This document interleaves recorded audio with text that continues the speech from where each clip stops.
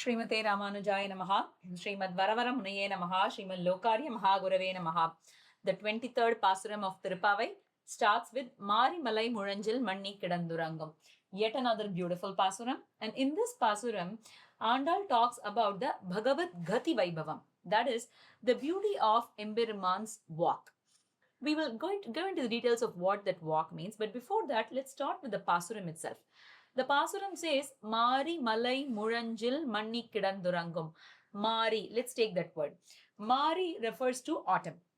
So this autumn season is eulogized in this Pasuram. In the commentary, Acharyas talk about the season itself. Just like how in the beginning of Tirupavai, in the first Pasuram, Andal celebrates the advent of the month of Margari. Margari Tingal Madiniraindan Annadal. Similarly, here the reference is to the Mari. Mari means autumn, the autumn season. The autumn season is one where the kings, they are back from their battles. They are back from their battles and they are all together with their families and the ones that they want to be together with. Just like how those who are separated come together at some point, and at some point the duration where people that are separated or come to the season where people that are separated come together, that is generally the autumn season, the season of autumn.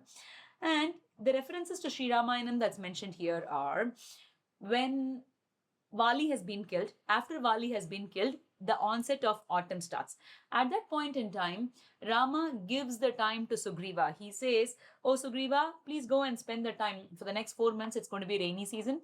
So at this time, go and spend with your kingdom, spend with your wife, spend with your children. And then once the time of autumn is over, let's go on to search Sita." Now, that time is mentioned here, the season of autumn, and Rama talks about this season, this autumn season, extensively in an entire sarga of Sri Ramayana. In the Kishkinta Kandam, when Rama talks about this month, he quotes a lot of analogies as to what happens in the month of what happens in the rainy season. And there is one specific shlokam that has been taken here. That is, Vritta Yatra Narendranam Sena Pratinivartate Vairani Chaiva Margascha Salilena Samikritaha.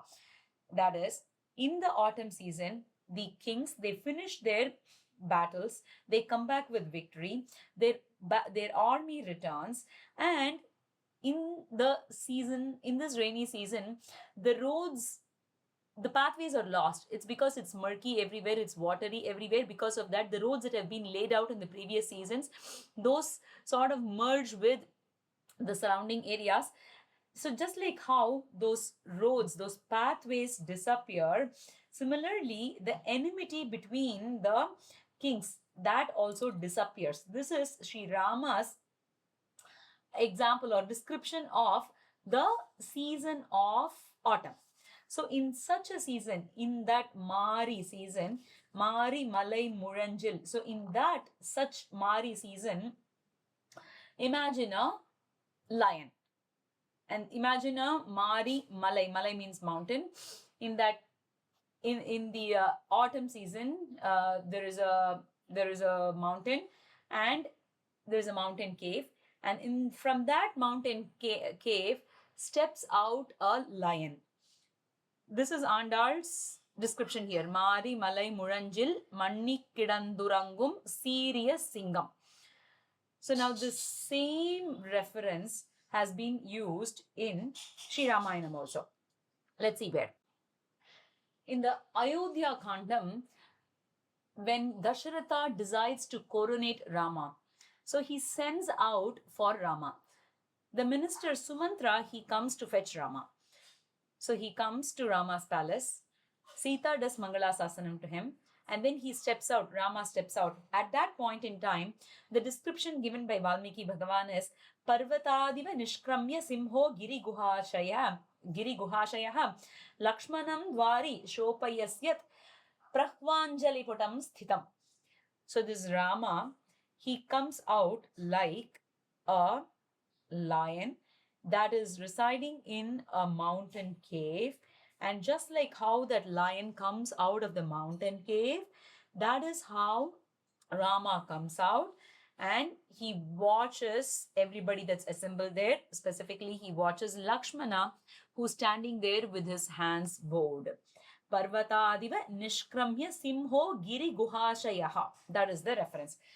So similarly, that's how here Andal says Krishna is. She's saying, Mari Malai Muranjil Manni Kidandurangum Siriya Singam Arivutru Thibidithu Veri Mayir Ponga Eppadum Perndudari Muri Nimirndu Murangi Purappattu Podaruma Pole. So she describes all of this. She says, just like how a lion comes out of a mountain cave at the onset of, or at almost at the end of the rainy season, just like that, Krishna, you are out. So the reference given to Sri Ramayanam is Rama was exactly like that when he stepped out of his palace to see Lakshmana and Sumantra, and to go and meet his father, because his father had ordered him to come to give him the news of the coronation.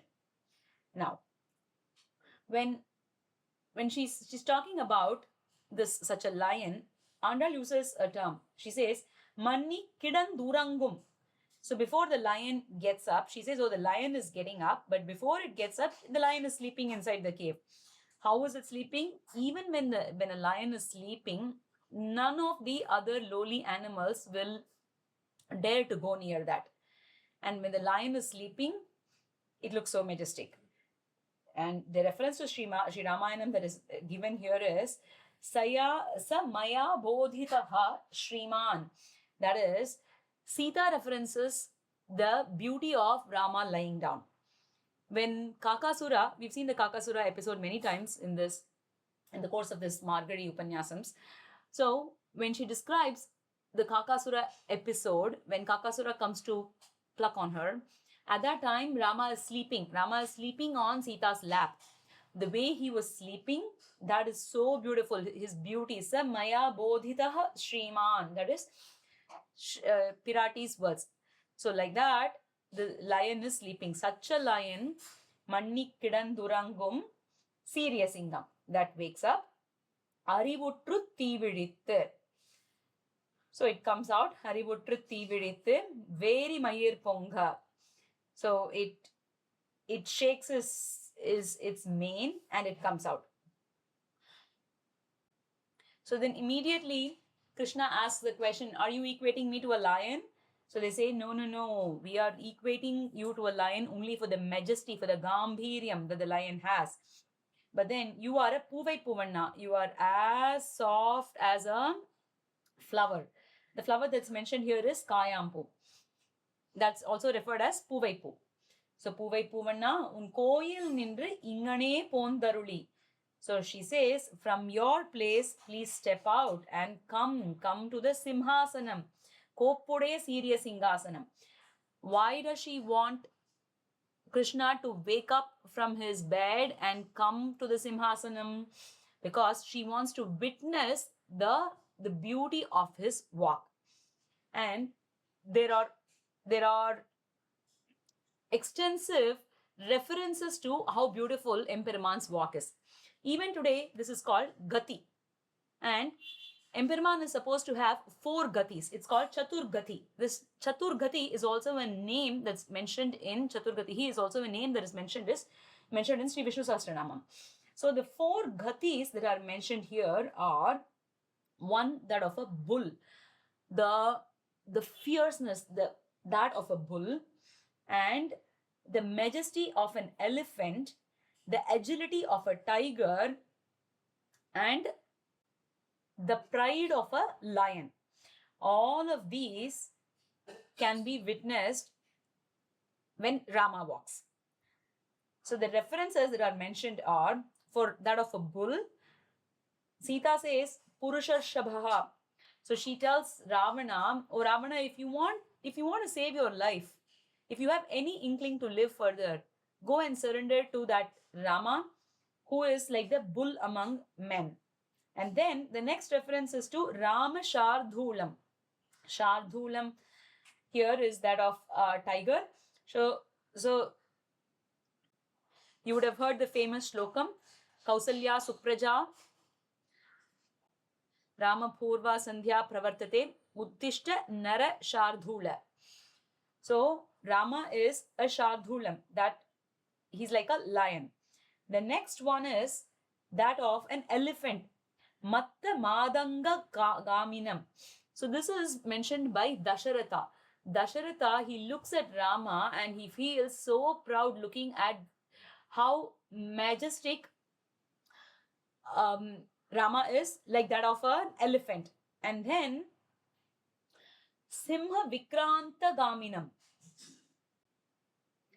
Sita says, Tam Padma Dalapatraksham Simha Vikranta Gaminam Dhanyaha Pashyanti Me Natham Kritagnyam Priyavadhinam. She says, those who have witnessed my Natha, Me Natham, that is Rama, who has beautiful lotus-like eyes and the walk like a simham, like a lion, and one who's always grateful, and one who has beautiful or pleasant speech. Those who have witnessed this, they are bhagyasalis, they are blessed. So these are the 4 gatis that are mentioned for Sri Rama. So such gati they want to see, and they want him to come showing his gait, his gati, and then come and sit in the simhasanam. Why should he sit in the simhasanam? Because he is Krishna. And what does Krishna do? He is Yela Poigaluraipan. He will tell the gopikas he will come at one time, then he will not show up. So they don't want him to just speak something from the bed, and that will not be truthful. So they want, but even if it is Krishna, if he comes to the throne and he says something, then that's the final word. So they say, come and sit in the simhasanam. Siriya Singhasanattirunde. Once he sits in that simhasanam, then his word is like the word that he gave on the ocean shores.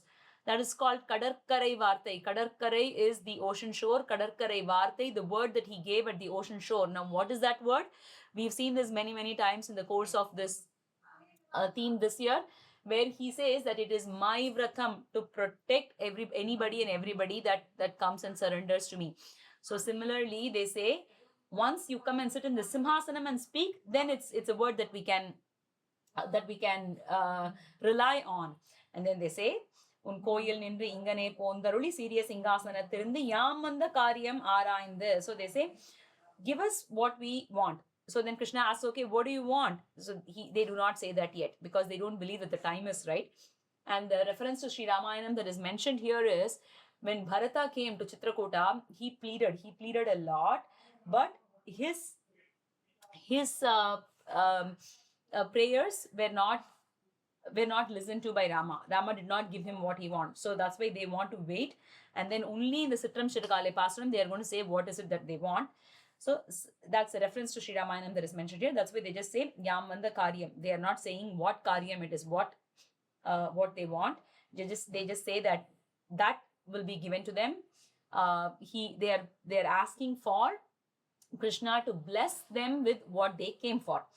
And Krishna, he is very, very embarrassed, just like how Rama was embarrassed when the ministers came, when they came to visit him. At that point, he was like, I should have come. He said, Upasteyai Upastitaha. We've seen this example also many times in this series this year. So just like that. So Krishna now talks to them. He talks to them very pleasingly. He says, oh, you have come this far. You had to observe these vrathams. You had to collect all of these people in this cold. And then you had to go and take the permission of the doorkeepers, of Nandagopa, of Balarama. You had to do all of that. So he talks to them very pleasingly.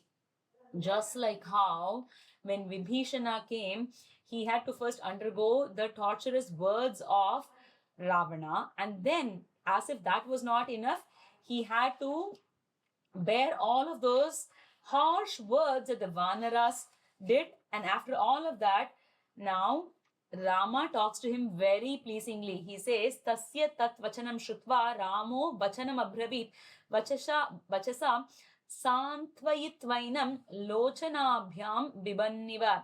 Sri Rama, upon hearing Vibhishana's words, he consoles Vibhishana. Just like that, when he consoles, he looks as though he is going to just drink Vibhishana. That is his sight, such cooling sight. Similarly, Krishna here now talks to them very, very consolingly and asks them for what they want. Andal